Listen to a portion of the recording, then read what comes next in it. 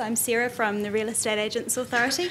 Unfortunately, I don't have my own Russell, so I'm going to have to answer all of your questions myself. So who is the Real Estate Agents Authority? Well, we are an independent Crown entity that regulates real estate agents. We're free for consumers, and our vision is a better real estate experience for all. But what do we do? One of our key functions is providing information to consumers to help them make better decisions in terms of real estate transactions. So we've got tons and tons of fact sheets and great information available on our website. We've got a team of people who are experts in both real estate law and dispute resolution available on an 0800 number and on an email info box as well. When something does go wrong with a transaction, we can look at an agent's behaviour. Our focus is on resolving disputes between the parties where possible and referring more serious matters to a disciplinary process. We also license agents, set standards for the industry, and help agents to comply with those standards. All right, how do you get in touch with us?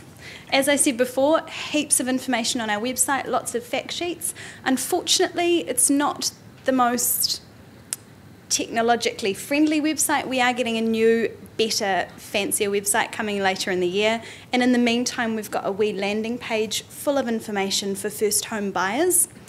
We've also got, as I said, the 0800 number. It's always staffed between 8:30 a.m. and 5 p.m. So please call us, get your clients to call us, whether it's an inquiry, a complaint, a potential complaint, even if you're not sure. We've got a team that's always ready to talk to you about things. And of course, we've also got the email. We do have a fax number as well. And if you need that, we can get that for you too. So as I said earlier, our focus is on resolving disputes between the parties where possible, but more serious matters will be referred to independent committees. So these are committees that are separate from the authority that look into and investigate complaints. So I've got a couple of examples of complaints that have been through the committee process today. So the first one, a Christchurch example, unsurprisingly involved an EQC payout. So we got a complaint from a buyer who'd looked at a property in 2014, went through with the agent, and when she was going through, the agent had said to her, there's a claim on the property, it hasn't yet been paid out. When you settle, the claim will be paid out. This information was also followed up in an email from the agent. So of course, the property settles, and a month later, the buyer finds out that actually, 2 years earlier in 2012, the $14,000 claim had been paid out to the sellers, or the owners, the previous owners of the property. The agent's response to this was, I was simply passing information on from the seller and they've misled me as well. Well, the committee looked into this and said, actually, no, that's not good enough. Agent, what you should have done was, one, told the buyer that you were just passing on this information, you hadn't checked it, and that you recommend she look into that information herself.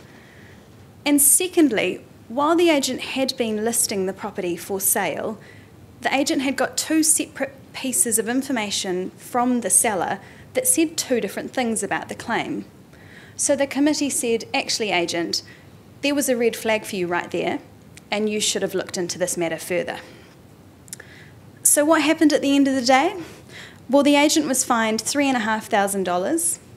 They were censured and ordered to pay $1,750 to the buyer. What's that? What happened to the $14,000?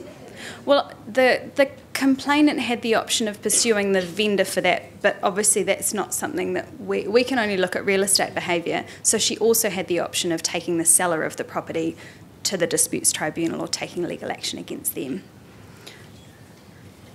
So the second case is very exciting. It involves drain pipes. It's also a Christchurch example. So the property for sale was a piece of land with a number of different buildings on it. It was a bit unusual. There was a sleep out, there was a main house, and a few other bits and pieces.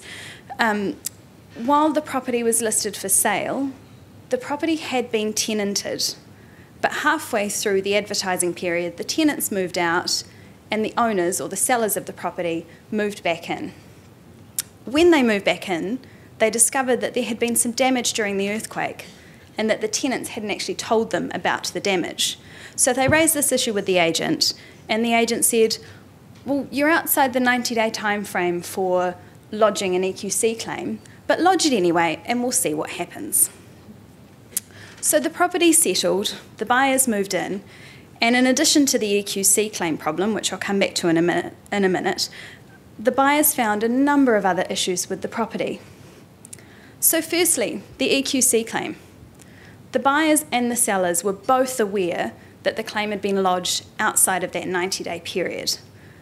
However, the committee said that there was a problem with the agent's behaviour because the agent had given the buyers the impression that the claim might be accepted and might be paid out, when in fact at the end of the day it wasn't.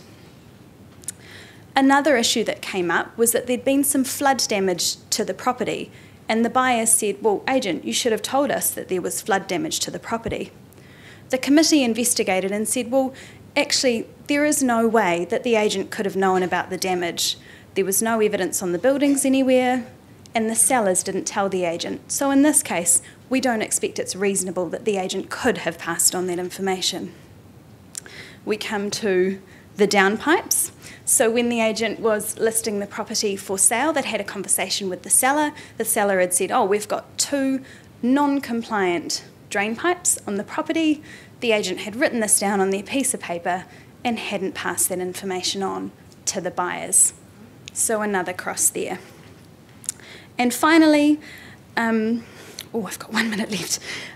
The other issue was that the agent had some documents on them that said that some of the structures on the property didn't have code compliance.